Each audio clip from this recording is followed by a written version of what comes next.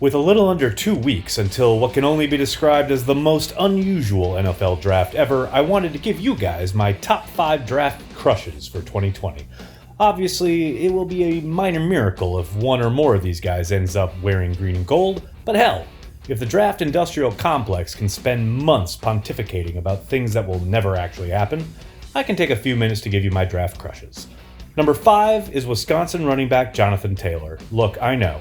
The kid has a ton of wear and tear on his tires, 926 carries for 6,174 yards in 3 years at Wisconsin undoubtedly adds up.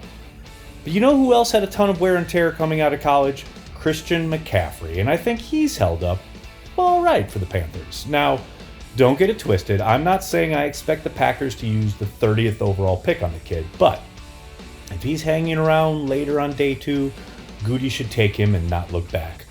Number 4 is Houston offensive tackle Josh Jones. We all know Rick Wagner is a stopgap after the Packers let Brian Bulaga, Iowa, walk.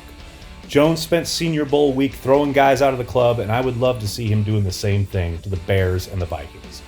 Number 3 is Ross Blacklock, the defensive tackle out of Texas Christian. Look, I know this is Maggie Loney's boy, but how can I not get on board with a big-bodied space eater who will free up Kenny Clark to get upfield and create all sorts of havoc?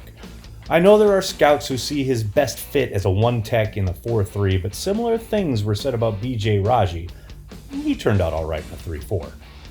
Coming in at number 2 is Michael Pittman Jr., the wide receiver. Look, I know a lot of the buzz around guys like Justin Jefferson, Denzel Mims, etc.